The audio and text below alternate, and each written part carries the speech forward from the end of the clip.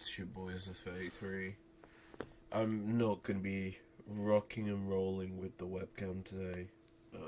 Feeling a little under the weather, shall we say.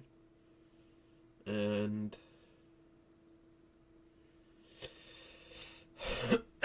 what can I say and do other than talk about, well, T1 versus Mad.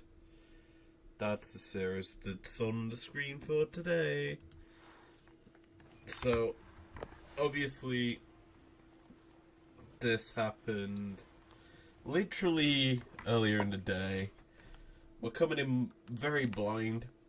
I've not watched any of it, and so realistically watching it for the first time, I'm very intrigued how Mad do here, because the LCK seem very dominant, especially after Gen G. So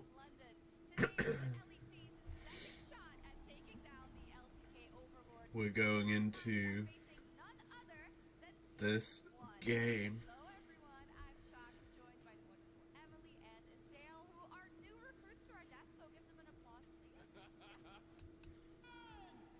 Here we go.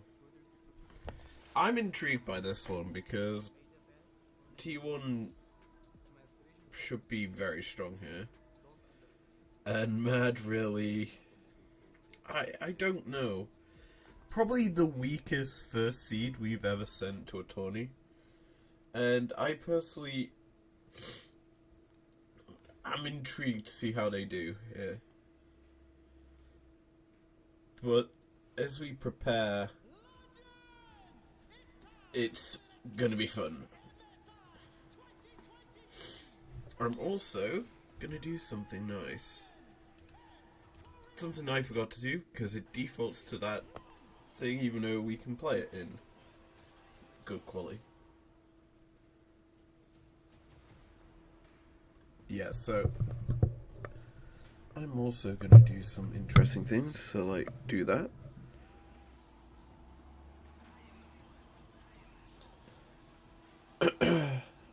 I think everyone really is here for Faker, and so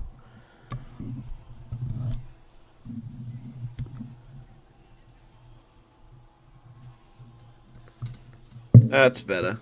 You can actually hear me now. Fun.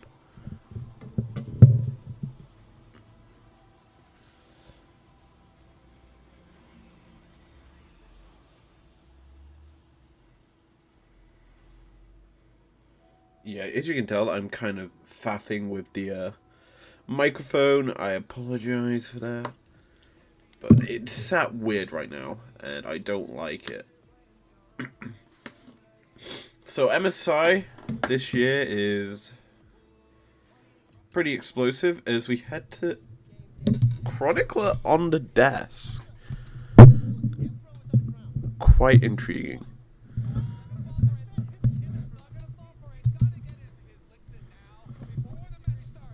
I'm also going to move my microphone about quickly. Apologies. This is going to be interesting to see how draft gets played out. Now, T1 removing Gragas. Something Niski has played quite a bit this year. I like it. Mad. Just gonna play some weird things, I expect. Hilly. Probably gonna have a wild as all fun pool, I guess. Now, right now, Rakan moved, Nidalee, Jace alongside it. That's huge. What's more, we're also gonna see probably a Kennen or Annie ban here, just to trim the pool, or it's going to be left up. It's something that we have been. Jace has moved. Yeah, Vi. Oh, shit. Apologies for that. There we go. Woo. haven't actually tightened my mic. So I'm putting the pop cap on a bit differently now. So there we go. There we go. Wrap that around like so. And you should be able to hear me a little bit better, I'm hoping. But yeah, draft so far, standard. I think, in terms of the big picks being removed and the bans, are obviously making a lot of sense here. And Casante, I think, has become such a big priority pick in this tournament, as you have essentially a big boy who can be flexed between mid and top. He isn't as flexible as, say, Annie, who can be flexed between mid and support, and technically top in some regards, but I like how Mad have somehow got both the big picks. Like, it feels like the big picks that we've known from planes, the Kennen and the Annie, have kind of become less impactful here in bracket because it's been mainly played by European teams. It's kind of unfortunate to say it like that. And as a whole, I'm really intrigued. As right now, you look at the Lulu coming in alongside that Aphelios, Mad is sacrificing their bot lane. Zeri is still up, you've also got Jinx, so unless T1 ban both of them, which they're not, realistically speaking, they're gonna get their hands on two. Now, personally, after yesterday's series with the Elise coming through for Gen G, I could honestly see Ona playing that pick. Olaf still is yet to hit the bans, but Elise has been taken off the board by Mad there. Obviously, saw yesterday's series and realised that's probably going to come through. That's also a scarf being worn. That's interesting. But yeah, I like that Blitz gets removed. It means that bot lane can be a bit safer. You obviously don't have to deal with the well, you don't have to be as defensive as you could honestly be with that bot lane. And so I like that pickup for Mad. Well, for T1 to ban it. Ahri is banned here, which makes me think maybe T1 go for the Lissandra in the mid lane here. That would be an interesting flex, but that does force Mad to ban it. And so that's a huge play by T1, because you sack a ban to force a ban. And so it's not a sack ban, it's more a, we're going to pick this Lissandra for free, you best ban it. And yeah, it's a good play by T1 because it forces a ban out from Mad. And Mad here, you look at how their comp is, well, that's a pike. I'm surprised that he's gone pike, because you look at the draft T1 have, don't get me wrong, it is Billy and he does play it, but Casante, Nautilus, and if that gets locked in, Maokai is a lot, excuse me, a lot of bulky tank frontliners. Never mind, Izakas Kazegs. That surprises me, actually. Thinking about it, there's not much AP on the side of T1 here, but you look at Mad, they're not very bulky, so this is sacrificing frontline for damage is what Mad have done, and I don't like their draft. Honestly, I think Alioya this year has been very ride or die on this Lee Sin, and this has been mainly through playoffs. If you watched the LEC playoffs, he was pretty much playing it all time. So, here we go, game one. I'm honestly really looking forward to this. I mean, I've seen it. Well, I already know the results, but I'm really looking forward to it. Oh, a tie for a scarf. That's cool. That's very, I'm not saying cute, but it's funny. That's a cool flag. The neon lights for T1.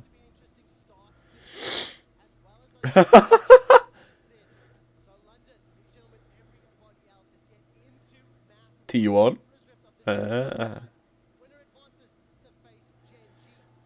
This is going to be fun. So, the interesting thing about how yesterday played out with Gen G winning, winner of this series faces them. And so, T1 could face their region reps.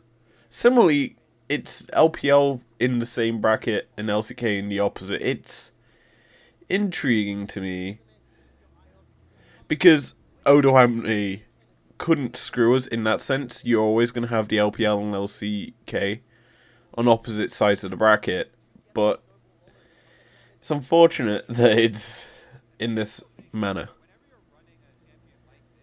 Anyway, let's get through to the starts. Ruins, that's Conqueror on Chasey's cannon. Bit of a surprise in some regards. Obviously, I thought it may be something airy. Something with a bit more harass in lane. And you kind of look at the rest of T1's comp. It's probably better to focus them down in lane in some regards, because you don't want to allow that Cassante to get as much bulk as he can. Similarly with the Nautilus, who's probably going to rush Abyssal Helm. But Ghost already used by Hilly. He's getting the damage. Ignite also used. That was Summoners burnt by all the bot laners. That's a lot of spells used. Oh, flash for flash. Kazi's ahead in CS here. So what this means is level 2 will come through for Mad first, meaning they can threaten E over the wall here from Pyke and go for the hook.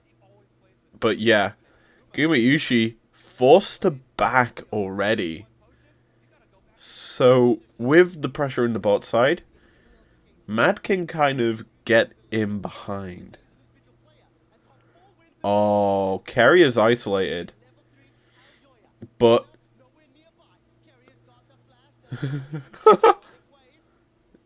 Lulu gets away. But yeah, they cancel, deny CS. Lulu does get the cannon. But like, this as a whole, it's pretty interesting. Oh, and he stole it. This is interesting how Mad are playing early. It's aggression out from Mad early. I mean, they're trying to force tempo, and I like this. It's what I was asking for, but you've just played really aggressive here. I'd honestly try to get a reset. You could have got it there off the wave being pushed in and denying CS, but you were slow on the play here, Mad. But that's because Alyoyo was invading. You wanted to kind of give him that protection and kind of force... Well, if Lulu went over to protect the Kha'Zix, then turret plates probably would have fallen in multiples. As mid, it's just a really good gank. But first blood. Sun comes through. Oh!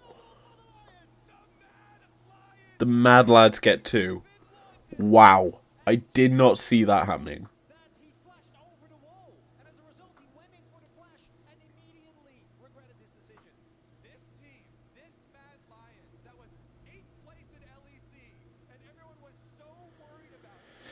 How am Mad doing well this early? I mean, this is a worrying side.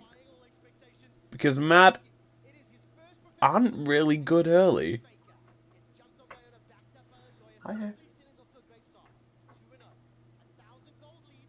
bird in the wall?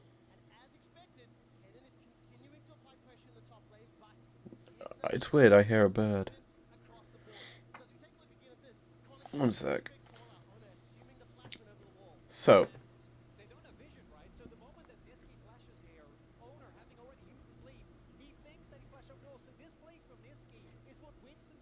There's a bird next to me. Odd.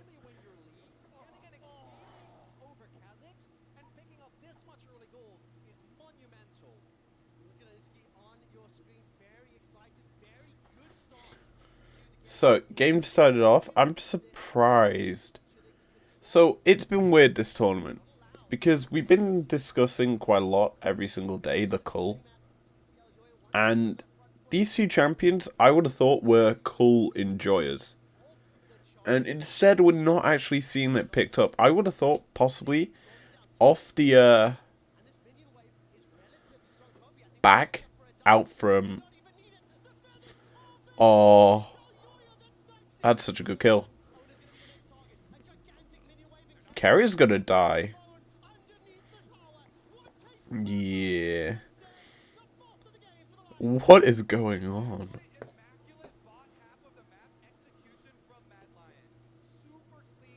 So, as this is happening, bot, top lane has kind of been left in isolation, and there's the cull for Kennen. They're going in. Interestingly, Elioy is getting taken low. The Drake's just helping T1. But, like, right now, that's a kill over to T1. The Drake was helping T1 there to even fight. But, like, top lane's been left in isolation and it's fairly even. I will say that the cull will help. But I'm surprised Kazi, on his back after getting a turret plate, didn't buy cull. He could have honestly benefited from that very easily. And allowed him to, like, scale to 2 items pretty quickly. But mid, or bot lane I should say, that's a baddie. Doesn't matter, because Gumayushi's dead.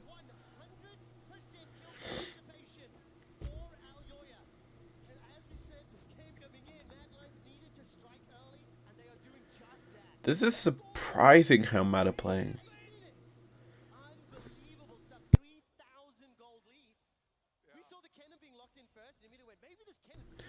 So this is surprising how this game's going right now.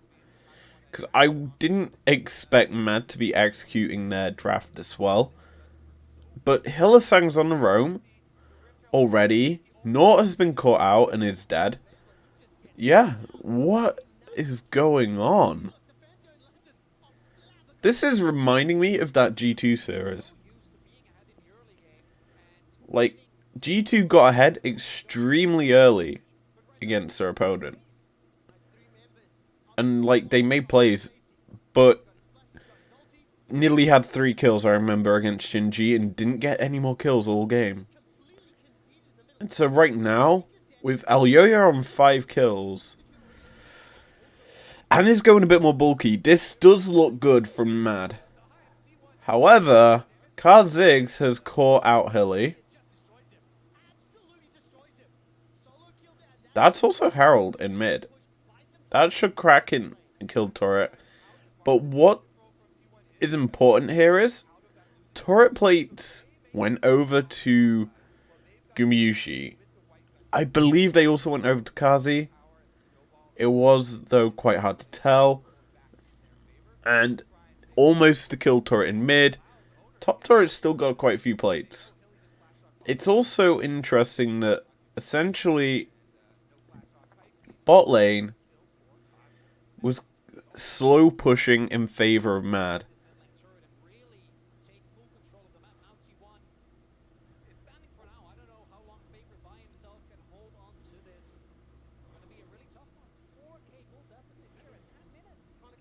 This is a lot of gold in Mad's pocket right now. Because they haven't actually backed it. Kazi has not gone back to base since picking up turret plates mid. So, if a fight happens, he's probably not on his spike, you know? So, here...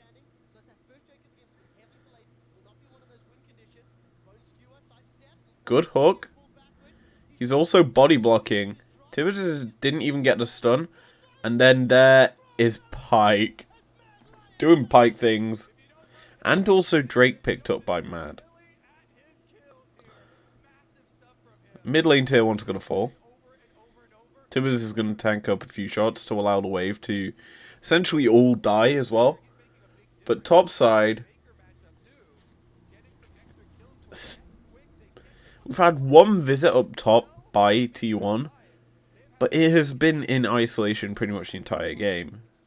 And so, in that respect, T1 have a decent item map, but like, Kennen has fully stacked the cull. Chasey's dead. Because if that Q3 lands, he dead. So... Top lane's now screwed for Mad.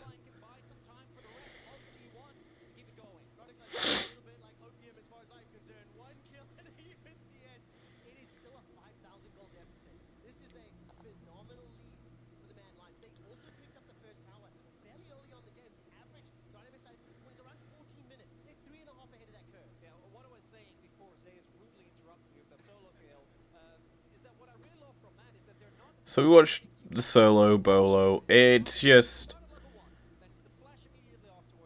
Ken stepping too far forward to try and clear the wave, because he was trying to read the wave there, let's be honest, and get... It was a bit aggressive with how he's attempting it, because he's stepping directly into Kasane's face. Yeah, that was a bit of a misplay. Now we have T1 bait brushing in the bot side. Trying to catch Kazi out. They will have spotted him there. And now they have to deal with a Pyke, who is there as well. That was a ghost used. Both summoners used out of T1's bot lane there to get away for safety, because they know Chasey's gonna be ganked. This is clever. They're taking a lot of damage here, T1.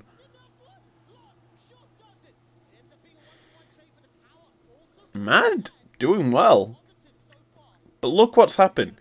Because Mad got aggressive in the bot lane and threatened to dive, T1 quickly rotates their bot lane using their summoners up to mid to get some turret plating.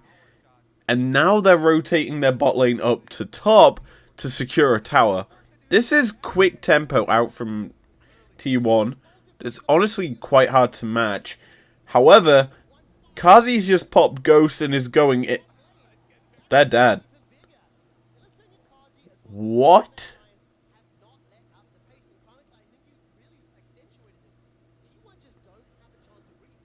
10-4. A lot. The big difference I'm seeing right now are in items. Mythics across the board, or first item, already picked up for Mad. T1, only 2 members have... Well, 3 members have fully built items. And it's not that not us. And...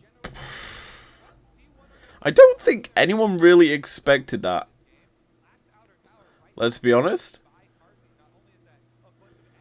But, yeah, gold. As Kha'Zix gets the catch out onto Kennen. Chasey having a bit of a tough time in this tournament so far. Let's be honest, Chasey's been called out several times. I know this is his first game, but like... kind of surprising how he's been playing. As... Helly things Good Gale Force. But here comes... just deleted. Kazi is fed.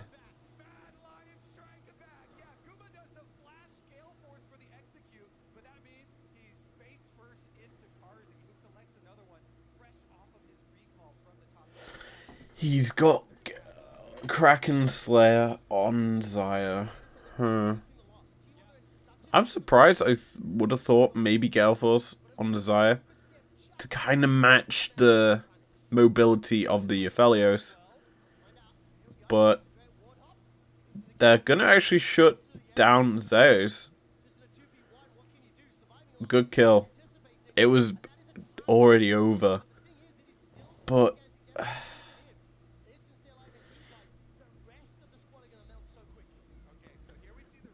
here's the interesting thing is Chasey too far behind at this point?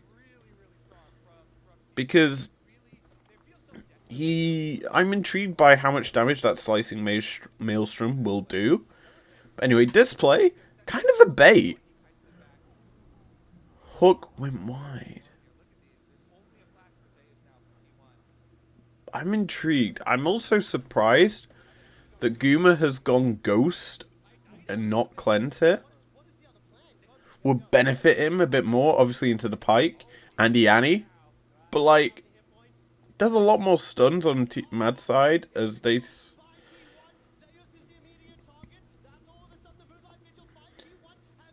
Niski's forced to go into stun, one status. He's dead, but Chasey gets a kill back. And that's a huge amount of gold in his imp pocket. Chasey's down low.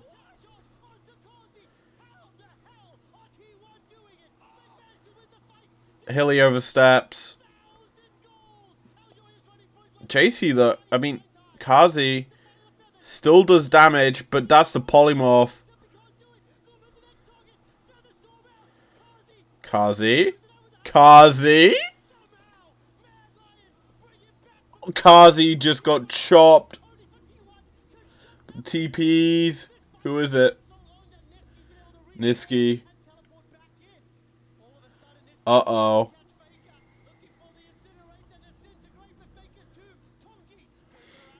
That's just bad targeting.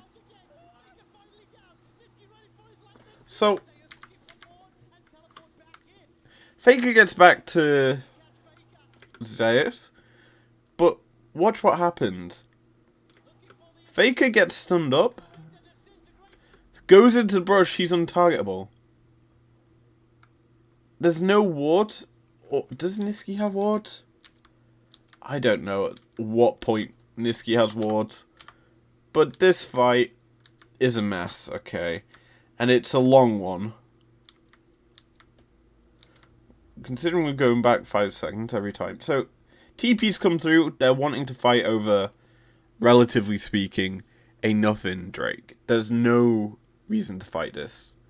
Mad, however, always seem to fight around Drakes. It's just the Mad moniker. So, Drake will die.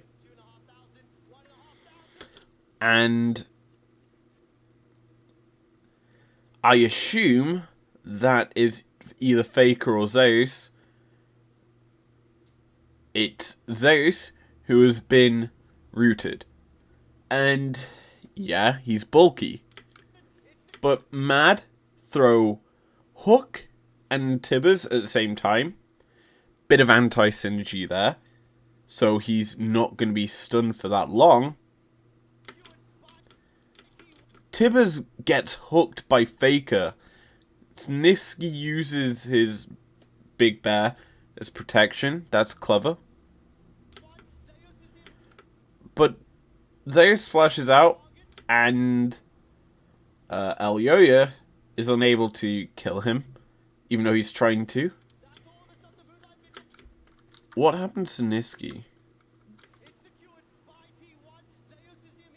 Owner just Qs him. I assume that's an isolation damage Q. Directly onto Niski. Forces him to status.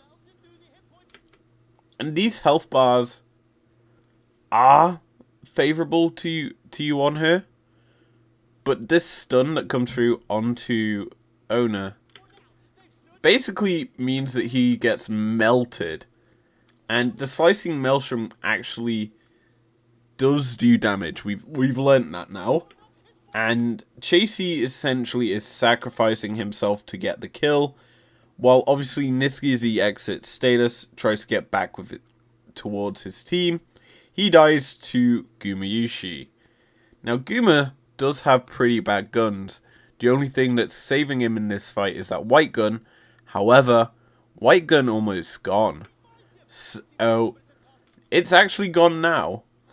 So, Mad are like, we can fight this, but T1 are like, we can fight this. And with Faker being full health, a full health engaging champion can go in onto the low health bar champions like Elyoya. And so, when he gets on top of him, he uses his depth charge onto Hilly. And Hilly's always going to walk backwards towards his team. So, all three of them get hit up into the air. You could honestly say Hilly has caused issues for his team in this situation. But he dies regardless. He gets Gale Force out of Guma, but he dies to the burn from the Infernum gun. Boop!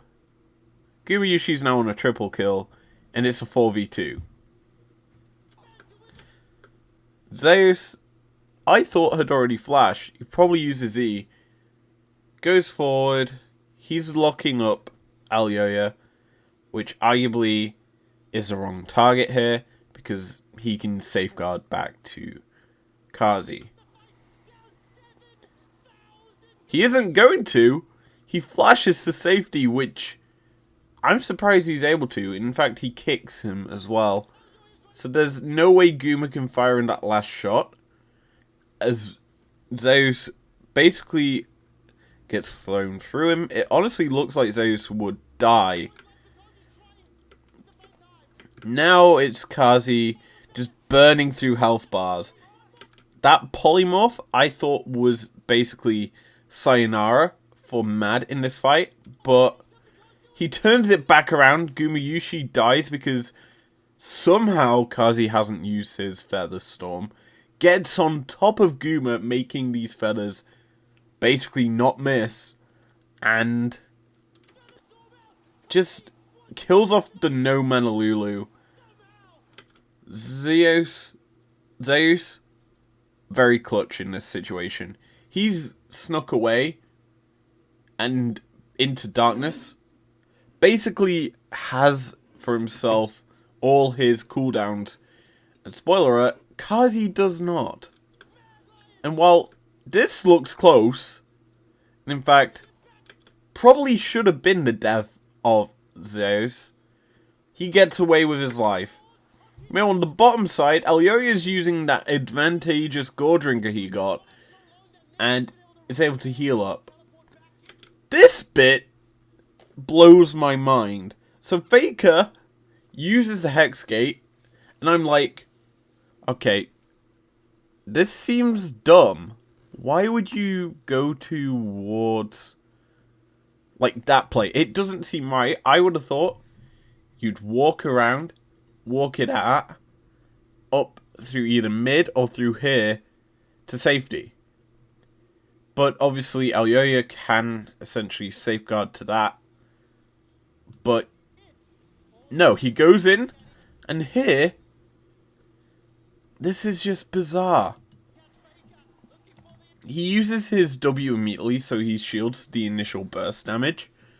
And while he gets stunned outside the brush, once that runs through, he goes in there. I'm pretty sure Leandri's burn doesn't reveal you, but Niski is forced to target Zeus to keep him away. Now when Faker can use his hook, he baits in Elyoya, hooks him, and dies for his cause, but Niski's down because the respawns from T1 are so much quicker because they got killed earlier in the fight, and Mad can't respond. Now, what I will say is this is huge in terms of the game's state because nearly everyone died there but Zeus, and so much gold got given over to T1 as shutdowns were picked up. But like, this fight was nuts.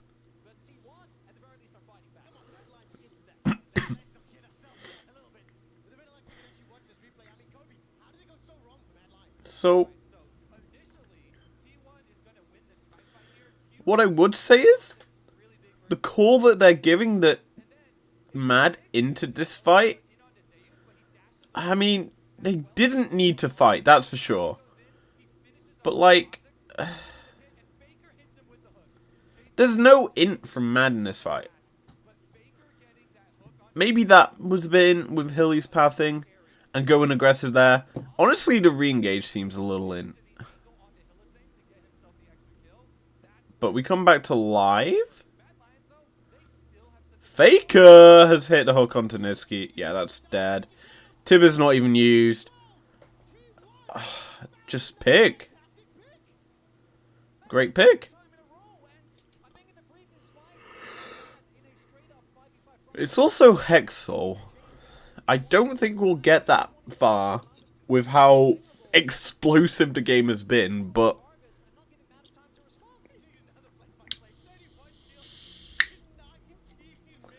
Mad are just getting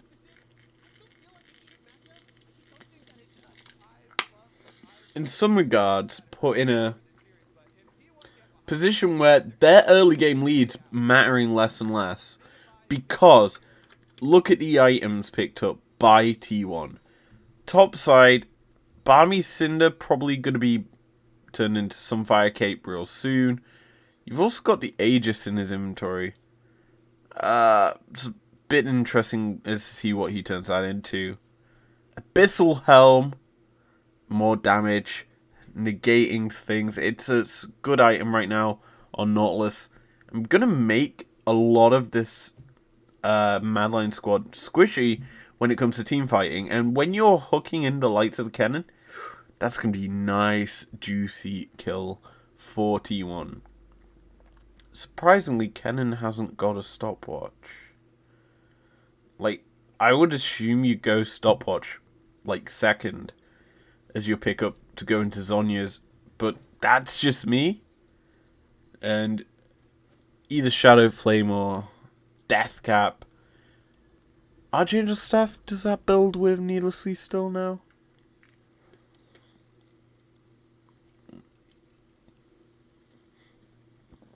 It's less likely to be Archangel Staff because you pick up tier first over Needlessly. Mad also have a Herald. So, that win expected to, though. Herald's drop mid, but T1 are all here. I don't know if that crashes. It could quite honestly not crash, but because Kazi's here, gonna force that into the tower. Herald's not gonna get a second charge.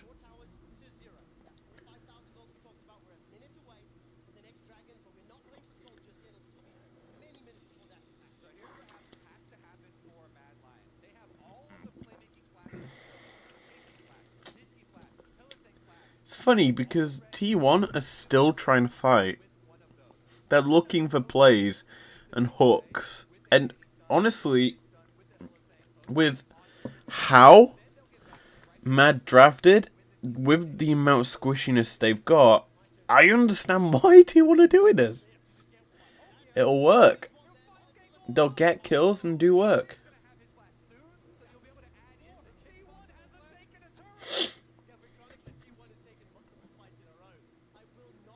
Anyway, here we go for possibly a Baron play. T1 won a group, so you force objectives. It's clever. I like it from him.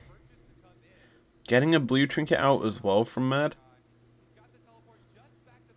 And the vision that T1, well, Mad can secure for themselves in that river becomes less and less.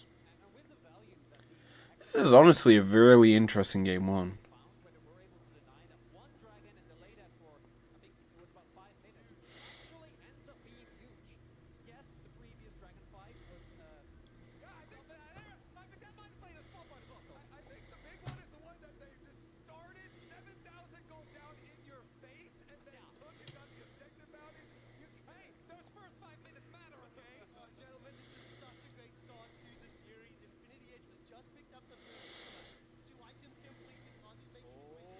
They're starting Baron. They get TP out.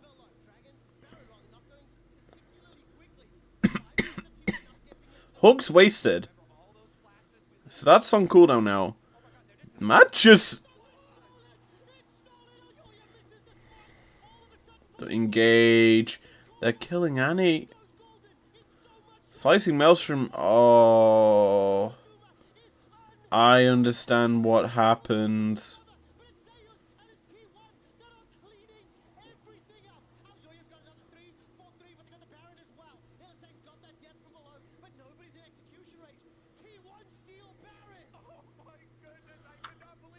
We'll probably almost always get a replay on this.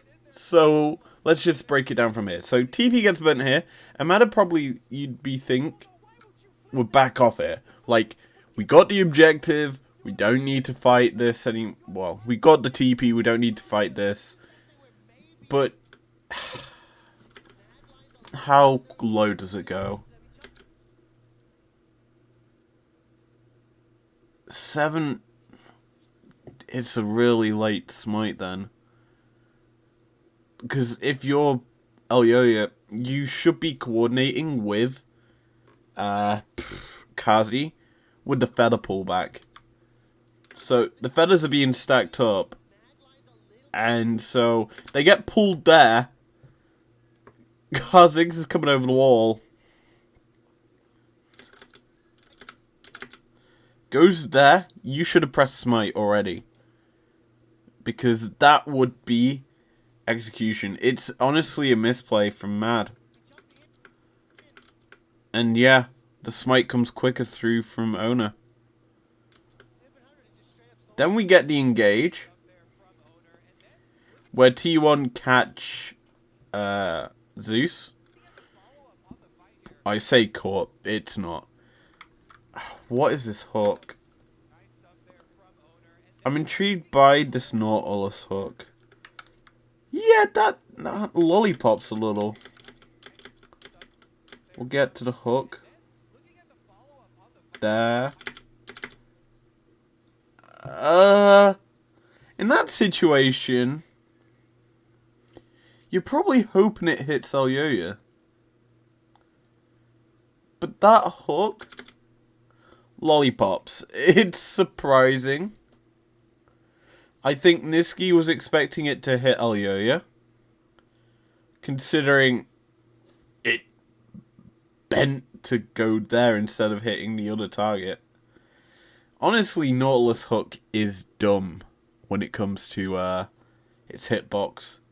But yeah, because Niski gets hooked, the engage comes through, the depth charge gets thrown out as well, so it's going to bounce through Niski and hit Elyoya.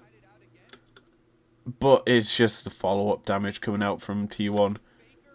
Basically, Niski is dead without having the ability to use his spells once again. So, Mad are thinking, well, clearly because our mid laner is dead, we need to fight to disengage this. So, flash in from Chasey. Gets immediately denied by a flash from Zeus, who pulls him away from Aphelios.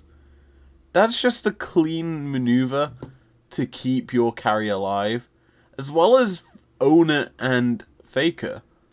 So now, when Faker gets hit by the full combination of the Feather Storm and the pullback, he's still alive. until he's not. Then you look at this situation, and it's basically a 3v4 once again. But Kazi versus the Aphelios is just Kazi wanting to kill him off. It's been like that every single fight we've seen so far. And Guma just gets deleted from the rift. So Kazi's trading his life for the ADC. And this situation, you look at what's left for Mad. It's a low health Kha'Zix and a tank frontliner and a support to keep him alive versus a kill support and a I don't know what to call you jungler. So they know where Hilly is here, and he's being constantly marked and damaged because there's a turret from Aphelios before he died. Alyoya is kind of put into a situation where he has to run. And now, 24 minutes into the game, T1 have firm control. Like, you've got Baron, so you're always going to secure a lot of gold back for yourselves. As Mad basically can't deal with it. Anyway, there was a fight kicking off there and I wasn't paying attention. TP comes in, Q3 lands, Root lands, Hook lands. Featherstorm though was burnt.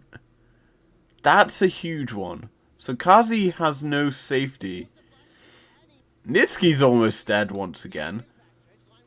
Faker gets pulled under the tier 1. But this cannon minion's just chunking that hook. What? Okay, that one made more sense hitting, but it's still weird. Nautilus hook really should be fixed.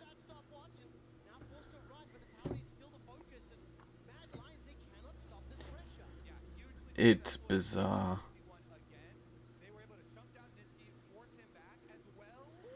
That was up in like 2 seconds. I mean, obviously you hit a surface, your hook comes back quicker. But like, damn, that seemed awfully too quick. So, let's talk about what Mad can do. Number 1. Plan for game 2, because this one seems over. Reason I say it's over is, while yes, they have a lead, T1's comp scales far better than Mad's. They've played this sort of snowball, get ahead sort of style, and it's just been absolutely crushed in this mid game. Don't get me wrong, Kazi is popping off and is doing well, but still feels like the rest of his team, other than Alyoya, kind of is screwing him. So, top side, I'm surprised Mad are able to push out. It wasn't that big of a Baron power play, all things considered, from T1. They were just happy to crack open mid lane, it seemed.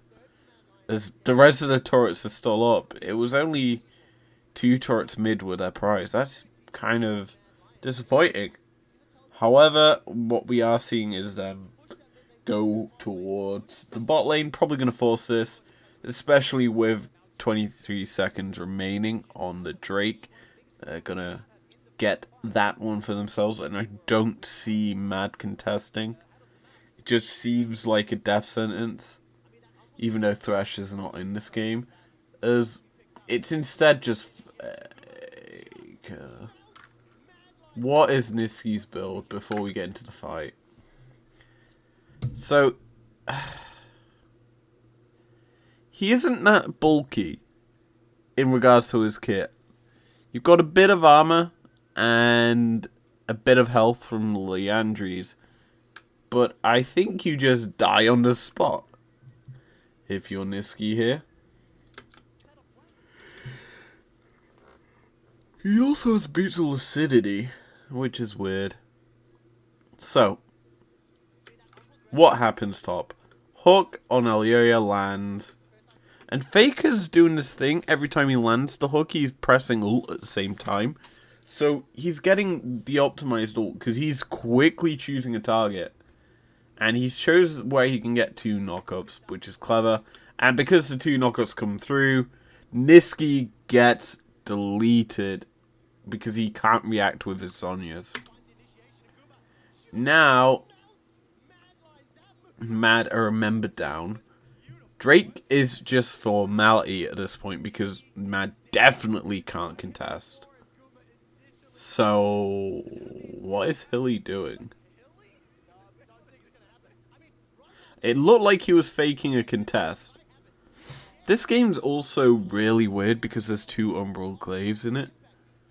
As you don't really see that many champs go for it.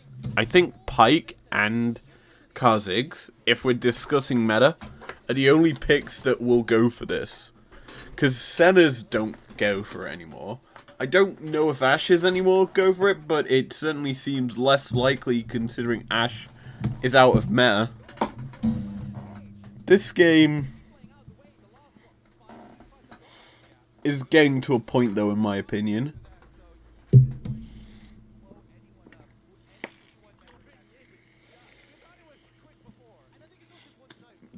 that... Oh, no. Whew! What was that? That was a heart attack and a half for Hilly. But this game is too out of hand, in my opinion, at this point. Like, you won out early, you did good, you did everything right. Up until a Drake fight, where you really didn't have to contest. You could have just continued to pressure on the side lanes. And forced Mad, who were grouped up. Not Mad, T1 who grouped up for it. To lose out on tempo. Now, I don't know if any members on T1 had TP. But they would have certainly had to burn it. That's for sure. Anyway. This is an interesting point for me. Not listening to Pyke. Bit of an issue. For the Pyke, that is. Because Not Hook comes out quicker than Pyke Hook. Essentially, whenever Hilly looks to throw the hook out to skewer someone, Faker can be throwing his hook directly at him and killing him. It's pretty hard for Hilly now from this point onwards, because all T1 are doing are clumping up as members as, oh, that's a good pick. Oh, you're doing work, but stepping forward into Faker. The hook! Cleanse gets not Cleanse, McHale's. Oh, the Infernum. That's slicing Maelstrom! Jeez! Okay. Okay, we're watching this fight from here again. Cause what? My mic. This is why I have it the other way. Sorry as well. I apologize if I'm very loud. But let's discuss this. So they get the pick off, and so now Shirelius gets used by T1 to reposition. They're essentially on retreat back to base. They use Guma's gravitum turret to basically say, no, no, no, don't come from that area. But it doesn't make much difference, other than the fact that Kazi can't step forward, as he's kind of being zoned away by it. And so when Hilly steps and hits the hook onto Guma, there's no protection for the support. So Guma roots him, hook lands from Faker, and while What? How does Elyoya get it? Oh, that explains a lot. So, do you remember how I was saying whenever Faker Qs, he's looking to ult? He Qs onto Hilly because there's a zombie ward in this brush. Elyoya gets put the nice, fun thing called depth charge. As for Niski, he's just whiffed his flame thrower, and Mikhail's gets used to basically negate the stun he's gone for. Hilly dies. Tivers is dead already. And so, there's no distraction on Gumayushi right now. He's just able to fire the Moonlight Vigil. Boop! Niski's health bar is non-existent. It feels like every fight, Niski's just getting blown up. And so, he's really getting unfortunate here. Chasey is unable to do anything in that fight. I'm intrigued what happens to Elyoya. So I know he gets hit by the depth charge, but does he go over? I presume he just goes over onto Naught. He gets rooted up and pulled. It's suspicious how quick Nautilus Qs come up in this game. They seem awfully quick. Like, I assume it's got something to do with the build.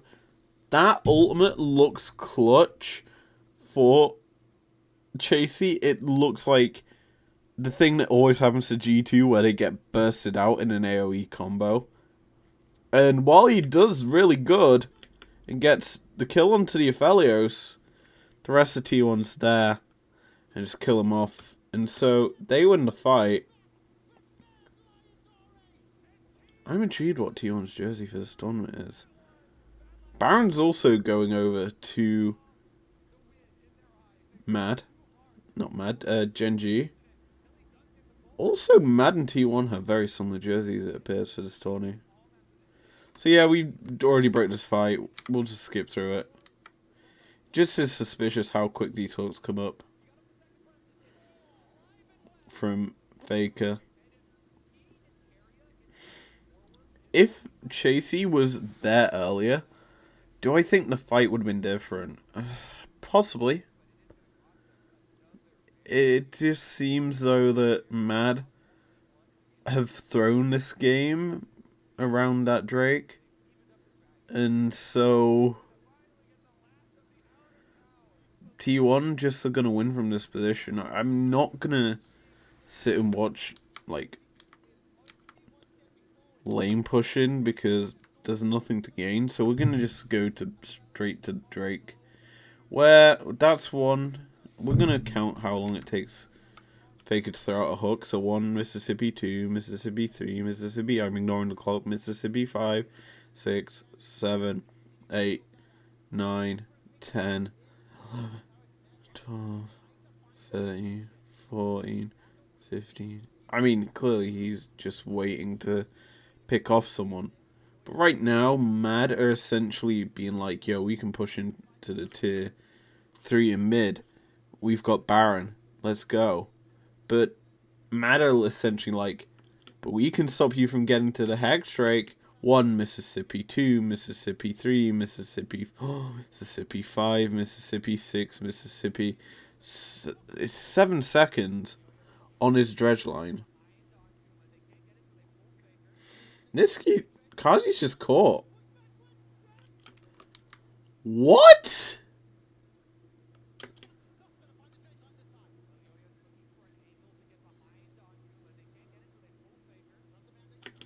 I think Hilly's just killed Kazi there.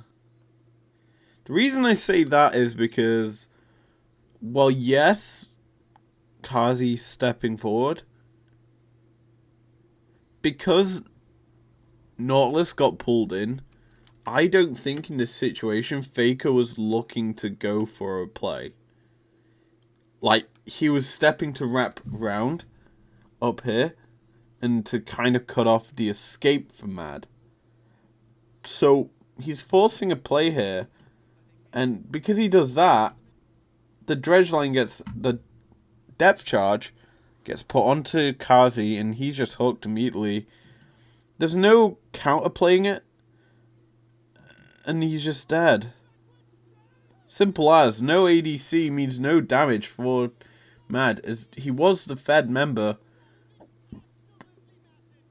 Yo is down, so there's no contest to the Drake. TP's coming in. They're gonna look to end the game, or just kill off Chasey. And I think this game, it really is a testament to how good Faker is. Like, maximizing his champions, not caring in this game. You think, in years past, Faker would have been the carry. This game, he's playing an engage champion.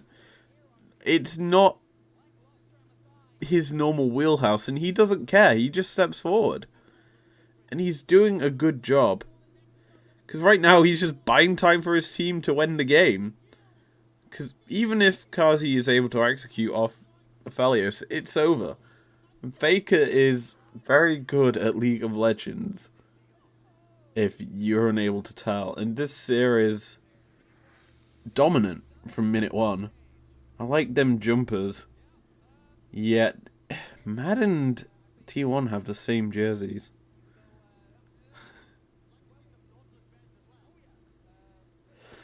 Anyway, I like that hoodie.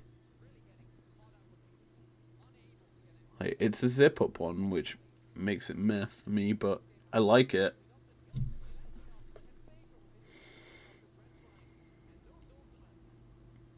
Anyway, let's go game 2. Because game 2 is probably the last one we're going to break down tonight. We'll pan through game 3, obviously. But this one ends in 37 minutes. So I'm intrigued by how quick the game is. As we're going to get into Champions Select quite quickly, it feels like. I'm also going to... There you go. Anyway, draft. Mad is still on blue side, which I like. Bans aren't different. I could honestly see Vi remaining as a last ban from T1. This is kind of just telling me Mad think they just misplayed a team fight. Like, if you keep the bans the same, unless you change up your first pick to Cassante,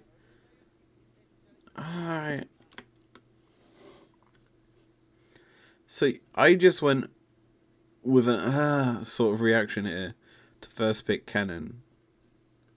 Because I think with how Mad are banning this game, they're kind of forcing an issue. And I don't like it. Because T1 clearly aren't showing interest in the Annie. And are giving it over to you. You've seen the fact that they're going to go 1-2 Cassante Aphelios. Like, that's just how they're starting their drafts. And they're going to outscale and outkill you. Because Kennen honestly didn't look good in Chasey's hands. It seemed like he was just getting caught a bit too easily. And realistically speaking, I think T1 just looks so much better here in this game. Or in game 1, I should say. Now, Niski is known for playing random picks. He's very good at random assortment of champions. Honestly, this rotation of picks, I'm fine with Desire. But this Lee Sin, I genuinely would have preferred in that slot the Nautilus. Like, seriously. yes, you're putting Hilly on possibly an engaged champion, which you need. It's better than Pike, in my opinion, here. Or you get Niski on the champion. Now, Niski was experimenting at the start of the year on these sorts of random picks. The Veigar, his Gragas. It's a pick that he's known for, and it's clearly being banned by T1 because they know it. I think the fact that Lee Sin has high priority for Mad is a really bad testament to the pool that Alioya has brought into this tournament. It feels quite shallow if that's your only jungle pick. And so, when G2 play Mad next, I presume it's Saturday. No, it can't be. Yeah, it is. Never mind. So G2 will probably play Mad, or it'll be Gen GT on the same, like, on Saturday. I don't know. But I think... Oh, that's a bit of a change-up. G2... Sorry. I think G2 will ban the Lee Sin. I'm actually going to write this down now in my predictions document. And I'll do it on screen. We're going to ignore draft. Because, yeah. Ha! We got that right. We're going to ignore the actual prediction. I'm also going to do that.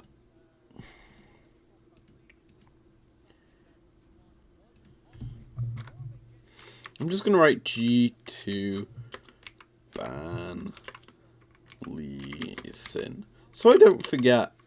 Genuinely will forget if I don't do that. But anyway. How's this pick ban going?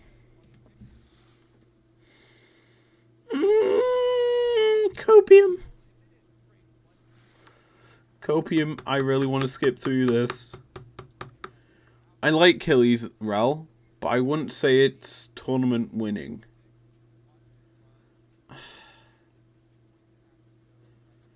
This...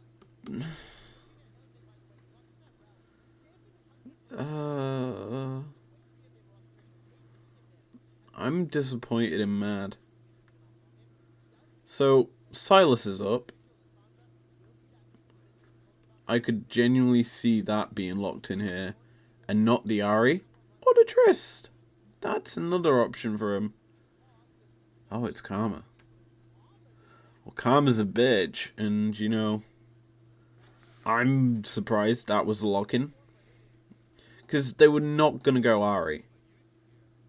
Oh, Karma top. That changes things. I assume that will probably be... what's the word? Tank Karma. Tank Karma. Maokai going Demonic Embrace. Cassante damage. Or tanky. Yeah. I like T1's draft. Because I think every single game so far, they've gone bulky 3-man frontline. And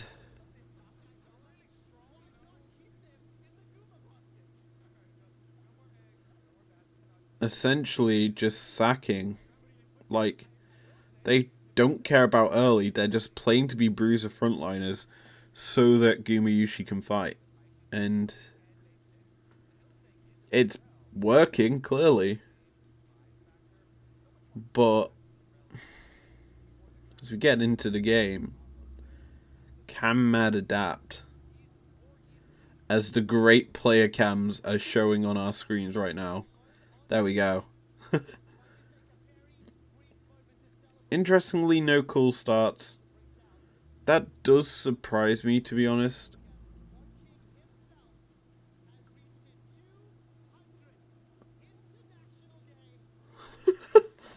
Wow. Who knew he played that many?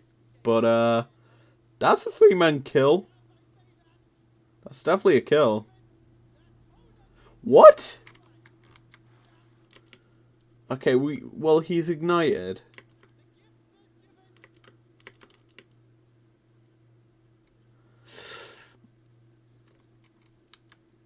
I'm intrigued if the last auto, how quick that comes in.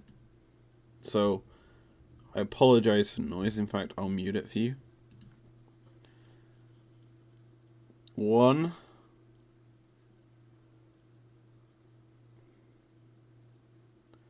Honestly, that's well played by Kazi to avoid the Q. So, there. Tick. It looks like the auto lands before Ola dies, but First Blood over to Mad with the bait brush. Obviously, because they baited top, does mean T1 can walk into the bottom side river.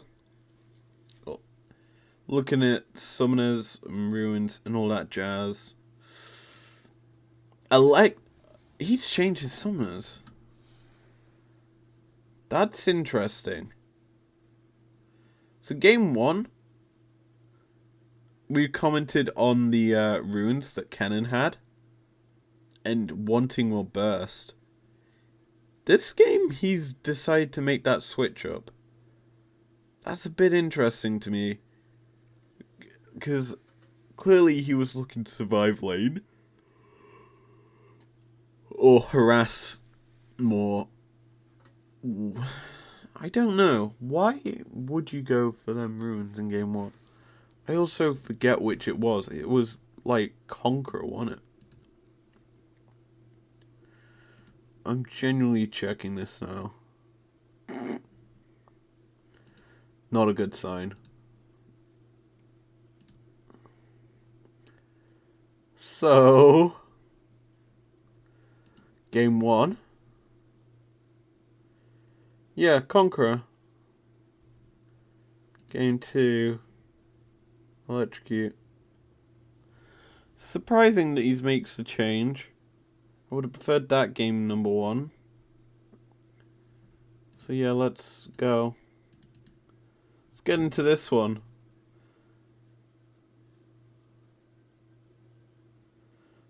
This game's genuinely surprising to me.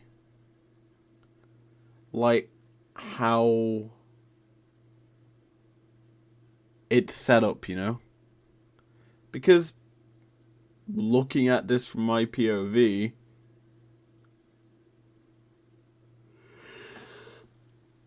Mad's draft, the only difference between game 1 and 2 is Pike no and Annie no. So the draft read in my mind seems very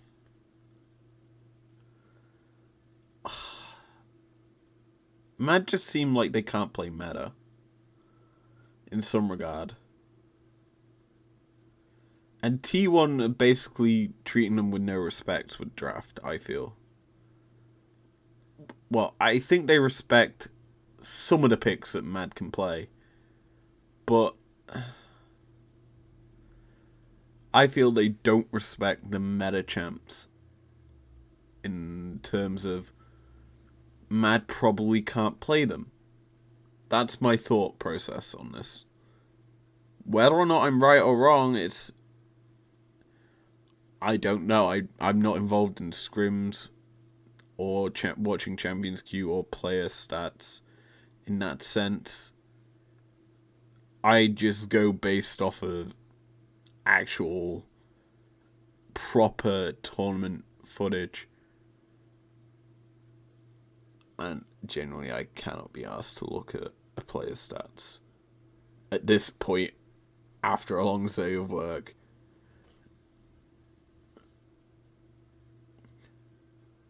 So, How are things stepping up here? 3 minutes in. And already, jungles are in a situation where they're just matching each other. Both making rotations to mid lane. Because Faker be low health. Owner's going to show. Mad go forward. They're locking down the Maokai, but bot side, Kazi's very low. But what? Seems like auto attack City. That's just clean from Owner. It looked like he Q flashed. Like he buffered it. So we'll watch the kill. Flash. Okay, so.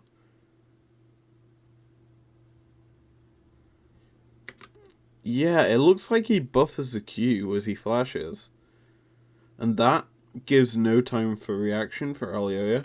He takes the Q health burst. And the pullback from the passive from Maokai just kills him. Like, it's a quick auto attack that has. So yeah. Just a clean outplay from Owner. Bot side is pretty bad now for Mad because Kazi's been put further and further behind. He has to take a forced back. And so, what I'm noticing so far is LCK have a huge priority on Aphelios. Like, they really like this pick. It's the first pick for them.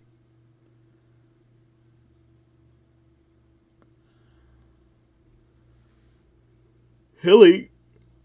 Oh no. It's a good dive, and Hilly dies for it, though. But a 1-for-1 trade. Oh, it's a 2-for-1. I didn't think Alioya needed to go in for that. Genuinely think he could have got away without being in that fight. And Hilly just making a dive. But it's, in my opinion, starting to feel like Mad are forcing because they've realized in game 1, they just were having to make these sorts of plays in order to beat T1. They were forcing mistakes out from them early. But this game, T1 are giving them no leeway in how they're playing. Because Owner's sat just protecting Faker. As mid,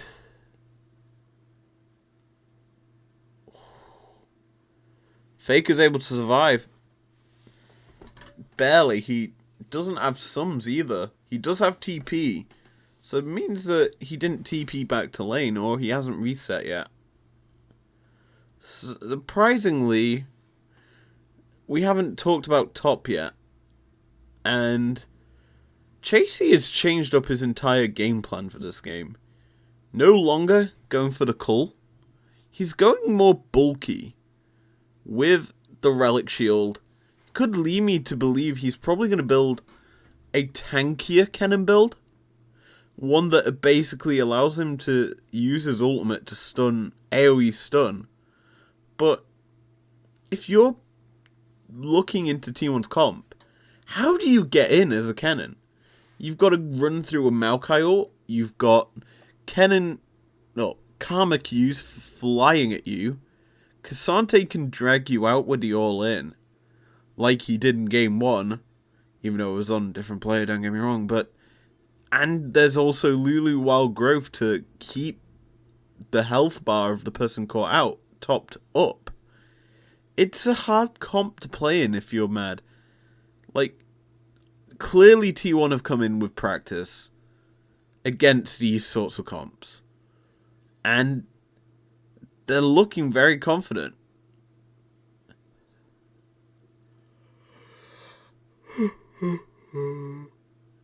So, 7 minutes on the clock.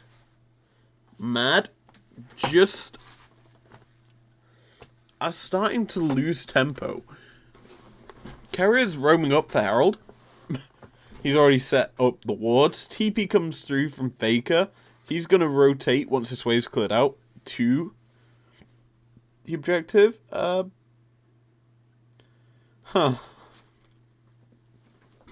Where's Hilly? Hilly's still in his bot side jungle. He was roaming up. But, Niski... This is just greedy. Makes no sense to me. So... Do you see them put the ward over? I don't think we get the vision, like, seeing the ward get placed over the wall. But there's a ward there. And so, T1 know you go in that brush.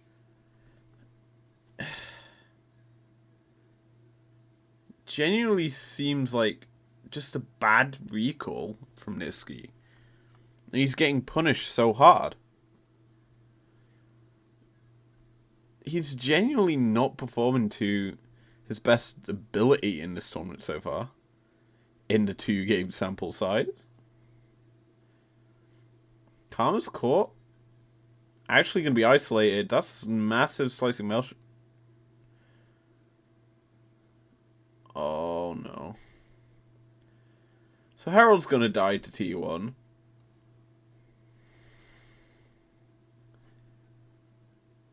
Zeus is dead. Bod side. Not going to get the root onto carrier. And Aphelios is just playing with just good positioning with the guns. Root finally lands, but it's not on the target I want. This is just... It looks like misplaced City out from Mad. All outcome... Niski's dead again. He trades it, but... This is just terrible. Mad at being outclassed across the map. Like, it's unfortunate to say this, but this game feels like a bit more inty.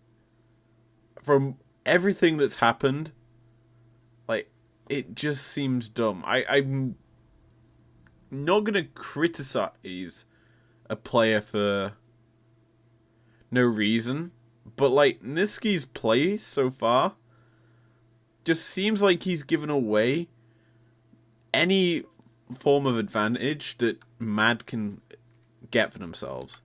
Now, I'll be honest, this fight down here in the bot lane, I think Kazi's really unlucky because he is unable to get the root.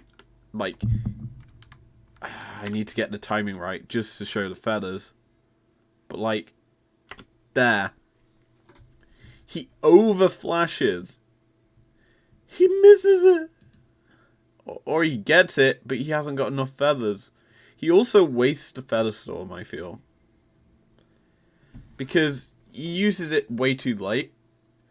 And in regards to getting a kill, it's just impossible in this situation for him.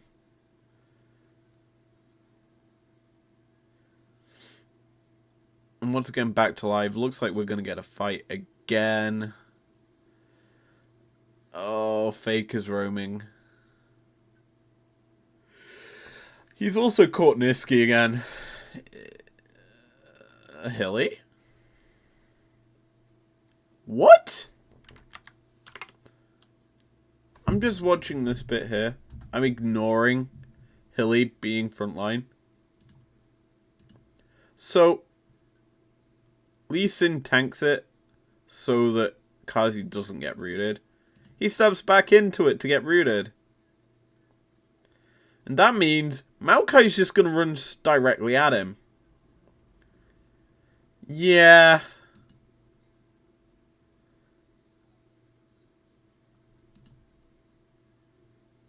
That's a misplay. like a huge misplay. And jeez.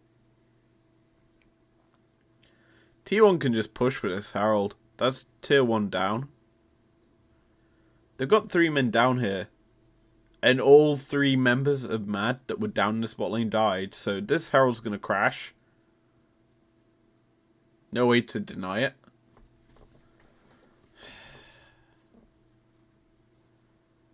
It's so sloppy.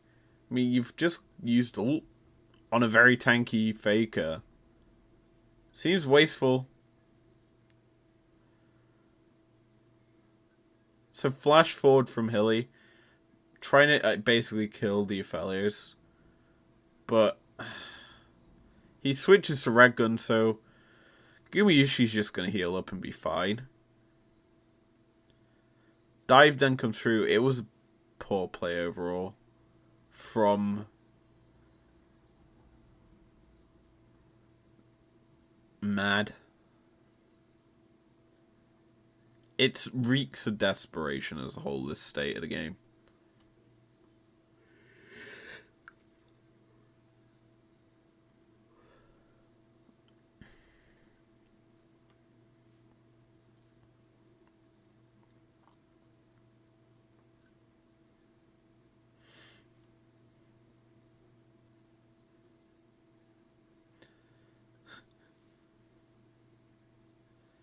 The collapse from Mad's really... I'm not Mad. T1's really quick. I'm not talking right now. I'm taking analysis of the state of the game.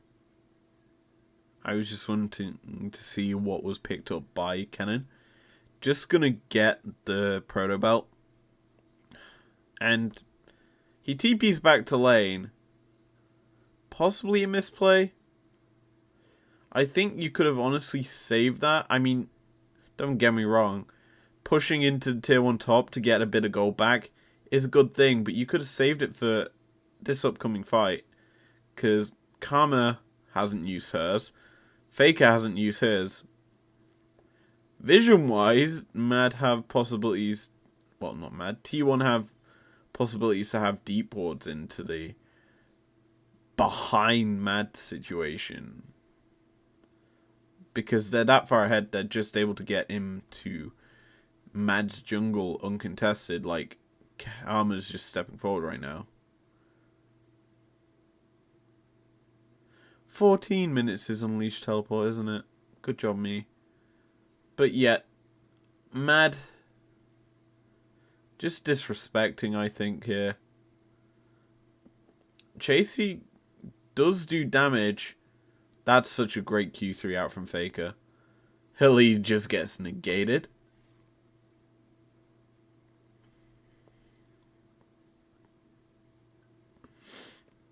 That goal difference, though. Feels like a diffy. In the body. A biffy. Feliosto's on the wrong side of the map. Forced to run. They're collapsing onto the one member. Zeus, though, is still alive. He got wild groved.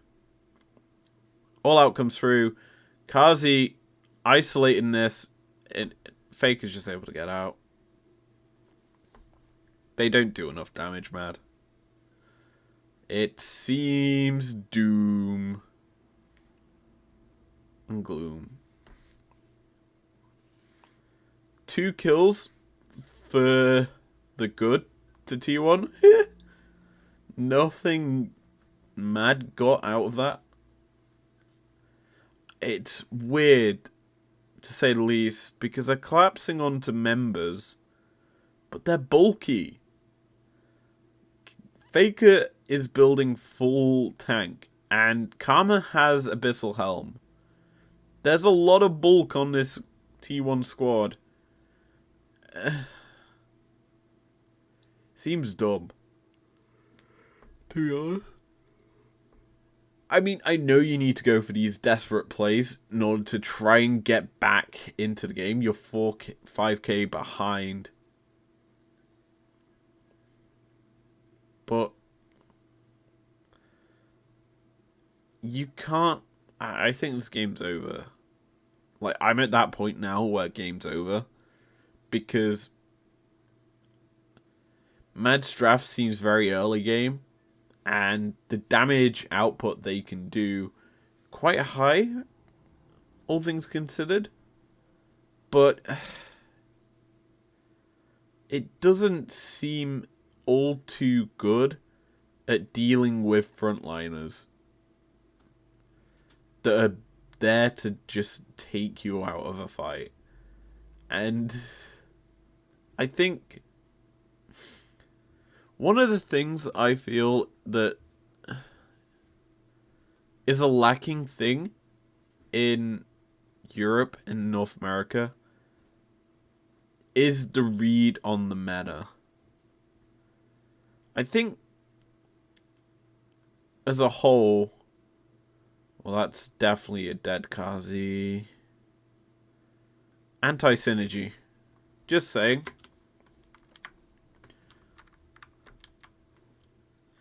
But essentially, the read on the meta right now is we must get our hands on Annie and Cannon from Europe. And teams know that. Eastern teams like T1 realize the meta strengths. That are the ones that actually do the work. Annie and Cannon, while are gruesome and very strong together, do lack in AD damage. And so, T1 take away a Cassante, a strong pick that can wall and do damage, and the Aphelios. First rotation, because looking at the other ADCs currently topping the charts, there's a Jinx, there's a Zeri, and then I guess you could say Ezreal is floating about there, but Aphelios is big boy. He's probably the most dominant ADC right now. And Europe, I mean, the wheelhouse for Kazi seems to be Ezreal. He seems to go to that as a default. Or Xayah. I mean, that's just funny that I didn't even know he picked that. But, we just do all for Season 13. Xayah, Varus, Zeri. Aphelios is so far down his list. Like, Ezreal grew in playoffs. If we just filter it to spring playoffs. Yeah.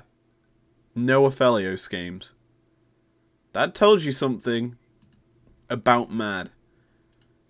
Is that they're unable to play meta picks. This anti-synergy. Kazi would have been fine.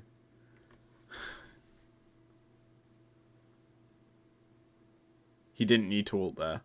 Now that there's a defensive spell lost for Mad, something that Kazi was using effectively in game 1, I'm now thinking that there's no way T1 are able to, well, Mad are able to fight like this Drake in 30 seconds because Kazi will not be able to be safe. Because as soon as, assuming Gumayushi is going to do it, he's going to probably save his Gravitum and root targets in a fight. And then have his gun swap over. Like, he uses the ult, probably fires one shot, and then it switches over. Oh, Niski. Maybe not. Maybe Faker. He's the actual one caught out. He is very tanky. Going all out. Well, Growth gets used mid as well. Oh, this is disastrous looking, honestly. Tempo plays coming out from T1. This is the interesting thing. So, teams in Europe are slowly getting better at this, and G2 kind of lead the way in this sort of understanding. But you're making a play topside, and so you overload the map. That's what Mad have done in this situation. They've thrown 3 top into 1. But T1 have thrown 2 mid, 2 bot. And you're now realizing this is Mad. Well, it's 3-1-1 versus 1-2-2. T1 have advantage in 2 lanes in this situation. So, they're always going to get this tier 2 in the bot lane due to Harold. And mid, they've just put Kazi on death's door. He's gone back to base. They're going to probably get the tier 2 in mid as well. Now, Kazi is looking to run back to bot because A, Harold will crash into that turret. And B, JC is almost dead. Owner probably is getting his second rotation of spells up soon. Zeus probably will fire out a Mantra Q in a few seconds. If not, he already has due to that spell effect there. And yeah. Owner's on a rampage. Also, half the Madlions that were making the play topside have come back because Harold, they're scared of losing the game, basically due to a base race. So what they do is they reset as T1 are just leaving because they can in this state. And yeah, Oda may get caught because it's hilly and he'll go over aggressive in order to try and make a play. But it's overloads. T1 are really good at punishing these overloads by Mad. So, Chasey gets taken out, and so Mad realistically forced to send another 2 members down here, which basically leads you to believe it's still a 3-person bot lane. Yes, the third man is technically dead, but you've overloaded again into 2. Still leaving Kazi, who was taken very low, gone back, healed up, comes back. T1 still know what was used there. So they're definitely going to try and re-engage due to the fact that they've just pushed in mid, taken tier 2, got a lot of gold back into their pockets, and are now going to come back into mid with spells pretty much ready to reload onto Kazi, who's on his own. Niski's still pushing top. Like, he's in his own world. He's also probably going to get some gold back. It's disappointing the fact that he's still not stacked up his ROA. But yeah. Mid lane tier 1. That was a red gun. Just going to absolutely demolish this tower. And yeah. It gone. Now, the fact that it's in kill range, Guma's going to start to fire into Kazi. There's a 2-level difference. And an IE. That's the big thing. So, these shots crit, and he's basically dead once the Gale Force comes through. And so, yeah. Bye-bye. Now it's a 2v0 mid. Or 2v1, because the 1 technically doesn't exist if we're going by my logic. T1 overloading into the mid lane, they can TP in because Faker has respawned. They're just killing the base just effortlessly. Niski's finally back. He's reset. Bought Azonia's. But it's too late. Mad's base is in tatters. They've not really got that much in regards to scaling. they're stepping through nothing. They have no vision. So they're stepping into the dark. And this entire situation has happened because they overloaded top for a pick and a turret. It seems dumb, but it forces Mad into such a difficult situation that could have in theory been avoided.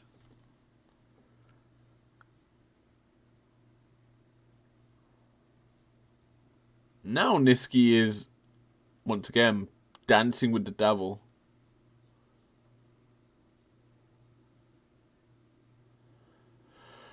Oh, God.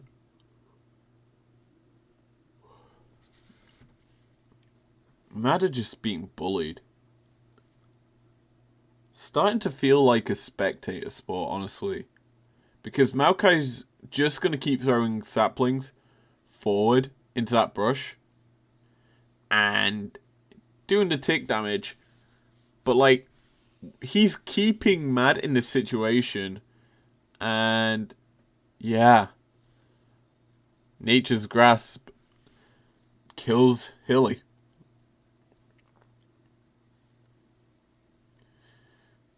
Baron now is free because there's no engage for Mad.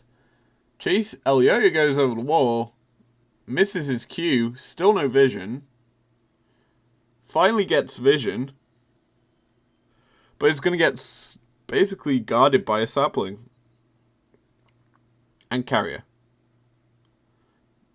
Polymorph comes through. They just burst Baron. That's just clean. Carrier plays so smart there. Chasey's dead. Basically done nothing this game. Honestly, I don't think Mad can play Kennen. It's not looking good.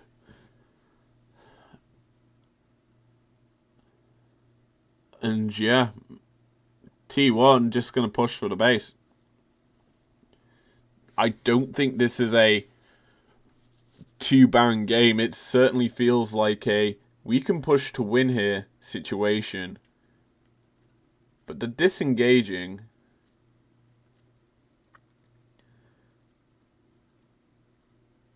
it doesn't help that bot lane is pushing in favor of Mad. But this is so weird. Mad are chasing T1. Like, needlessly. I get you'd want to push out top because there's super minions coming into it. And mid has super minions. But you've needlessly chased them up lane. And Jesus, the gold graph from game 1. But you could have honestly transitioned to bot. Just pushed up there. Cleared out your jungle bot side. Set up for the upcoming Drake. Because, let's be honest, T1 are going to reclaim your vision in the jungle. So having some, like, tricky wards like that one there would have been more beneficial in my opinion. As it gets swept away. Never mind. Faker's on the chase for Elioya. He's caught him. Definitely gonna die that's slicing melt. That ulti sucked. Faker's on the backline. Already killed the carry. Phalios has killed the others. Yeah. Oda's just healing in their face. Game over. 24 minutes on the clock as well. That was quick.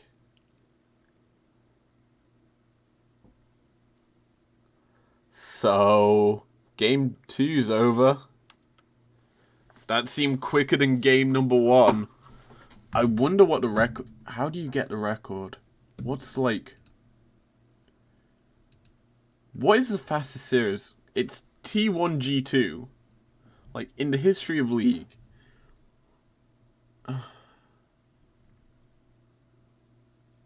Let us take a look at GOL for this game, which I assume it's this one. Let's look at draft to understand what happens. Oh. So Chasey's not on the Ken in this game, which is a nice sight.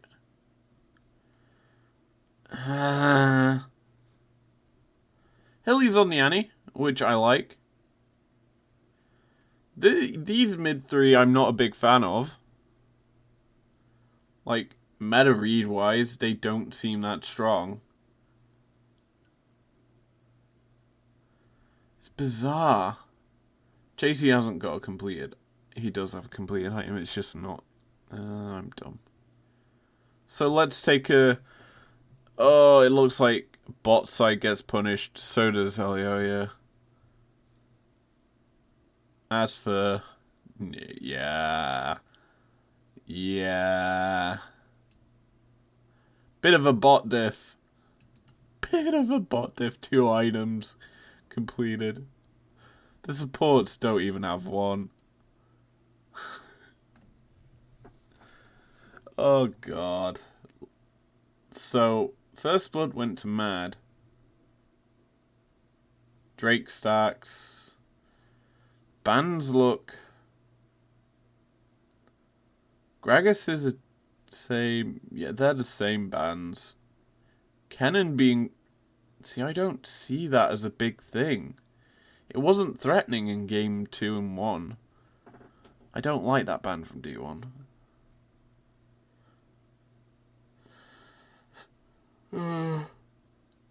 Felios band. Finally.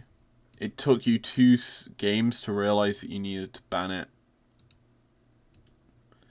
Disappointing. Mad's drafting has sucked all year, I will say that. They've still got jungle items. So, let's take a look at the timeline. I think that's Guma. Yeah. 8 minutes is where something clearly happens.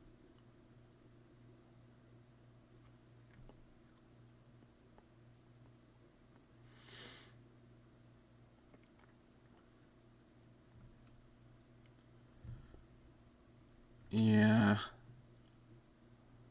So Guma gets a kill. Looks like there's a dive bot side 2 minutes into the game. Wait, did they do the Sion thing? Where Sion just follows? It looks like it. And they probably stayed.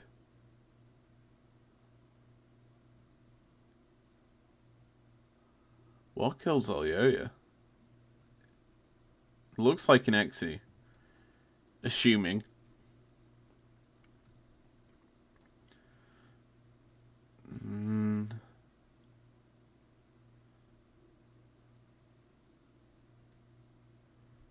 Yeah, this just seems like Gumayushi got fed early and just went with it.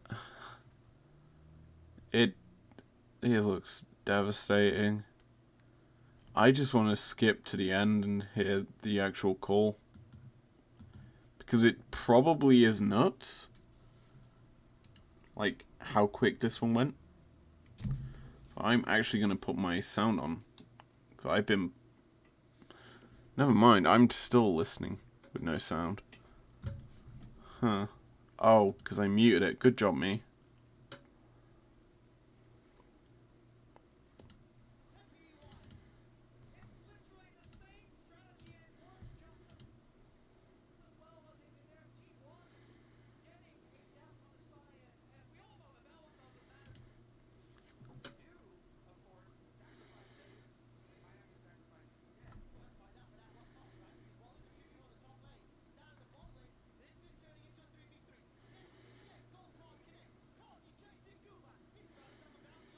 Chase Niski's not firing at Guma when he could have then.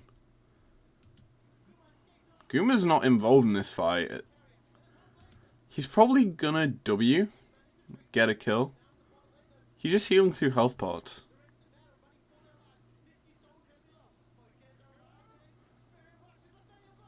And then it's just Faker arriving in time to kill him. This is so clutch. And clean. Let's watch this, because this looks like the end of the game. Last 2 minutes of the game. We'll watch it. Understand it. 14 plates. Are you kidding me? 1 plate was missing, and that was top. Oh, God. 6. Jeez.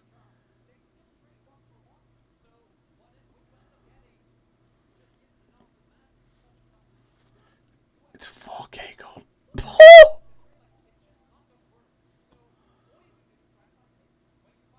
Oh, no. Kazi's so far forward here.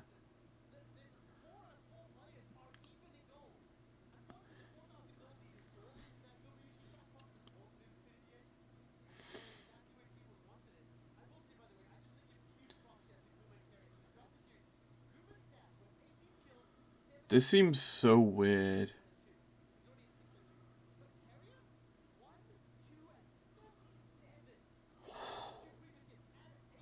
So Harold's gonna get taken.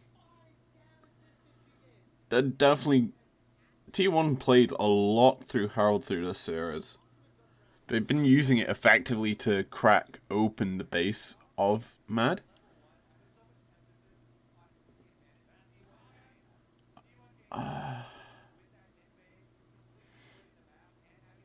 So...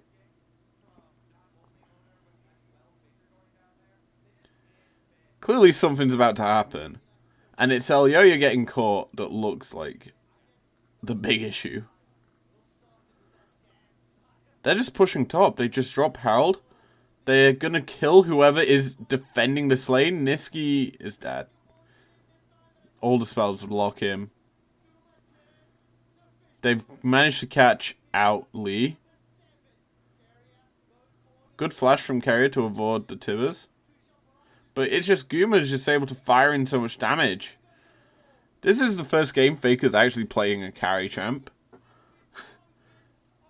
And this game's just so dominant. Yeah. Guma is so clean. Game over. Harold's down, so no dancing Harold.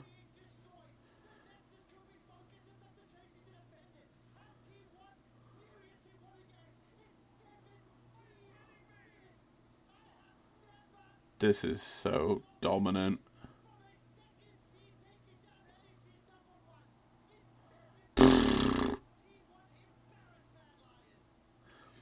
Wow. It's nuts that that happened. And it's a testament to meta genuinely not favoring Mad. Their style is so not good in the current set of champions that are viable. I'm not a fan of this Lee Sin. Clearly, they're not liking some of these other meta picks. It's just bizarre that you're defaulting to a Lee Sin. Because the way that we see T1 and other teams play with their jungle, it's either A, full carry with supportive Cassante Nautilus's inner sides to give the isolated matchup of the jungle more favor in terms of then setting up for kills. Nidalee is a prime thing, and I think in this series, T1 were banning out Nidalee, so presumably Elyoya was playing a lot of Nidalee and just couldn't get his hands on it. As for the rest of the picks, I mean, I'm not surprised with this result. It certainly is our weakest first seed we've ever sent to an international tourney. I mean, oh no, because they still made it out of groups to quarterfinals of Worlds last year. I think Europe, though, is on a downtrend in terms of international tournament success. But this game clearly shows that drafting and champion priorities from Europe's best team that we've sent clearly sucks. And that as a region, if we're not able to, teams aren't able to beat Mad, clearly there's some issues as a region. I thought, or I would have honestly liked to have seen BDS here in this tourney over G2, but then you realize that I still think G2 would be better than Mad at this tourney. G2 have more of a meta playstyle that reads and can be adapted and attuned to the champions that are seen as strong. Whereas here, Mad just seemed... It seemed cold. There was no excitement and exuberation for this team. Like, early game in game 1, don't get me wrong, it was popping off. But they threw a fight. And when you throw a fight as a team that's basically built to do well early and then snowball, for the fact that you then have a snowball explode and the other team can then just surmount their own snowball on top of it. It's very easy for T1 once you just can't deal with them. And I think the fact that for 2 games, Faker played tank duty, played engage, dissuaded Mad in fights, made it really hard. Genuinely for for Mad to do anything in later portions of games. What's more, Gumayushi was just popping off, firing shots here, left, right, and center, and making the bot lane a torrid time. He played phenomenally. After, obviously, the one death or 2 deaths he suffered at the hands of Mad in game 1. But yeah, it's a worrying sign for Europe. But we're going to see G2 Mad, which I think's a good sort of way for us, because we're going to be breaking it down as it happens, or I say as it happens, after it happens, but in a VOD review of sorts. We're essentially going to see Europe implode at an international tournament. Oh boy, it's going to be a rough thing. But we do get to cast the LCK finals. That'll be fun. Because the way T1 played versus how Gen G played is very similar. Not gonna lie. With the pool of champions that we saw being slightly different, I feel, in the top half of the map, like in jungle, I think Peanut and Ona will preface different picks. I still think there'll be maybe some overlaps, but bot side, it's going to be interesting. As we're definitely going to see how how the rest of the tournament should shape up. It's also a similar story when we get to the LPL. Because let's be honest, I think everyone is predicting, bar I think one person, I think Core JJ predicted GG beating JDG. Which, again, if we look at Worlds from last year, and Rogue almost beat him, I could see on the international stage JDG just flopping. Because LPL, for some reason, has that random one team that flops at an international tournament. But GG probably will lose to JDG. BLG C9, I think it's going to be close, as I predicted if you've watched that video. You know. But this series, I think, will decide pretty much how this second group will play out. Because I think there will be 2 metas defined by each group. This one probably will be a more focus on jungle than the others. Excuse me. But that's just me. And my crazy thought process on how C9 will play. It just screams, Blabber, you got this, bud. Carry the team to victory. That's just a crazy thought of mine. So my thoughts are, we get 2 series on Saturday.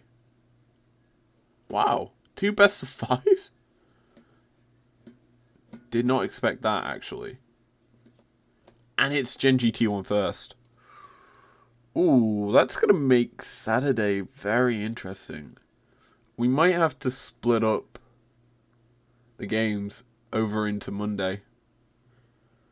I'm unsure of what to do there in that situation. But yeah. C9 BLG Gen tomorrow. We'll be going over that once I finish work and probably have my dinner in front of me. Then Friday, we get a bit of spice with JDG.